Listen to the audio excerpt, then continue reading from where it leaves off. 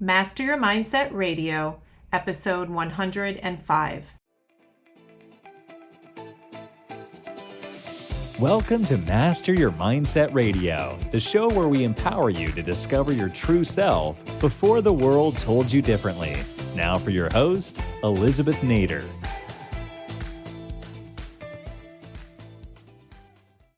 Hey friends, welcome back to another episode.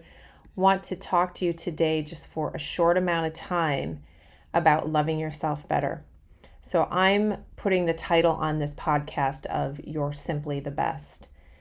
And yes, that comes from an 80s song by Tina Turner. And yes, I got that inspiration from my Peloton ride today, which is where my head usually clears up and I think about things I want to talk about. But really, I've heard that song forever. You're simply the best, better than all the rest, better than anyone I've ever met. You know that song? Simply the best, right? Well, what does that really mean? I was thinking about it and it sounds conceited on the outside, but I thought, wow, the truth is, how different would the world be? How different would your life be if you thought about yourself that way? If each of us said to ourselves, we're simply the best. And of course you're thinking, oh yeah, so we're all going to be conceited and arrogant. No, that's not what I'm saying. What if you looked in the mirror every day in any moment and said, you're simply the best. You're the best you can be right now in this moment. This is the best I can be. Now, you may be having a difficult day. You may be having a great day. You may have just succeeded. You may have just failed. But if you were to accept yourself exactly as you are in every moment and said to yourself, I'm simply the best I can be right now, how freeing would that be? How amazing would that be to just drop all the performances, drop all the pressure, to really love yourself, accept yourself, and allow yourself to be wherever you are in the moment. Now you're probably thinking, so we're just going to accept ourselves as we are and think we're the best, and then what, we never improve? But I think that's the secret to this. If you really love yourself, if you really accept yourself, and you really understand that you are the best version of yourself in any moment because that's just where you are, then the pressure to perform leaves. And then all of a sudden now you say, I want to improve this part of my life, or I want to improve this other part of my life, or I'd like to be better in this way. And then you have a natural, positive desire to challenge yourself to improve. You're not doing it because you feel horrible. You're not doing it because you believe all these nasty things people say about you. You're not doing it because you think you failed so much that you'll never succeed unless you do something to change your life. These are all negative reinforcements. They don't work. But when you approach something with that positivity, when you approach something with that confidence that comes from saying, I'm the best version of me in this moment. I was created on purpose, for a purpose. No one else is like me. I am right now the best version I can be. And that's okay. And that's enough. It releases things from you and it allows you to step up and be even better. The next minute, the next hour, the next day, you have this natural positive driving force to start to improve yourself because now you want to achieve goals. Now you want to see how capable you really are because you're coming at it from a place of strength, not a place of weakness. Seeing yourself as the best gives you that confidence to take on challenges versus seeing yourself as a loser, failure, frustrated, depressed, tired, sad. How do you approach anything from that vantage point?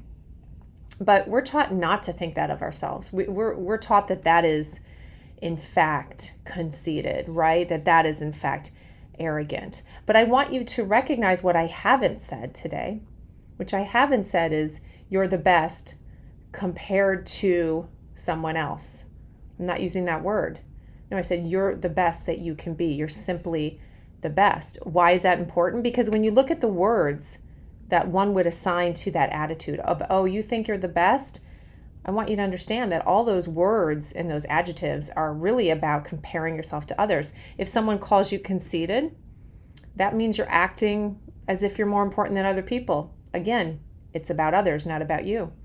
Arrogant is where you think you're better and you behave rudely because you're better than others. You treat others in a way that makes them feel less than. Again, it's not just about you. Proud is the same way. You think you're better than other people. conceited, self-satisfied, immodest, superior, egocentric, patronizing, self-opinionated.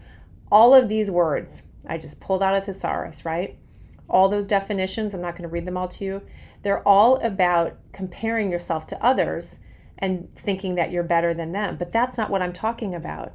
So why do we so quickly go to that and say, oh, I got to be modest. I got to be modest. I mean, we never get anywhere in life being falsely modest. We have to love ourselves and believe we are simply the best. It changes everything. A good analogy for you is a job interview. You go on a job interview, a job that you really want. You want this job interview. Who would ever give you the advice not to say that you're the best? You don't go in and with all those negative words, arrogant, conceited. You don't put down other people, but you go in and what does the interviewer say to you? Why are you the best candidate for this job? That's what they ask you. And you have to say, I'm simply the best because, and then you tell them, because of my strengths, my experience, what I can bring to this team, the results I can deliver. You better think you're simply the best or you're not getting that job. You better do that. And when you do that, you suddenly appear larger than life to that person. You appear super confident. And you may be stretching it. Doesn't everybody in a job interview a little bit? I mean, what's a job worth getting if it isn't a stretch for you? But your confidence comes through by saying, I'm simply the best. You need to make this decision. And then, of course, you step up in the job. So we do that. We don't make the mistake of being too modest in an interview. And if you've made that mistake, you'll never make it again. So we do it in an interview. We do it when we want to achieve something like that. But for some reason, on a daily basis, we think we have to beat ourselves down. And we're not willing to love ourselves enough to look in the mirror and say, you're simply the best. Right where you are right now, you're simply the best. In case nothing changes, love yourself. But guess what? The confidence from saying that and the love that you feel for yourself and the acceptance will actually push you, challenge you, and allow you to be even better the next day, the next moment. Because that's what it's all about, continuing to improve. But you don't do it from a place of weakness. You don't do it from a place where you beat yourself up. So I'm going to say it to you again today. You're simply the best.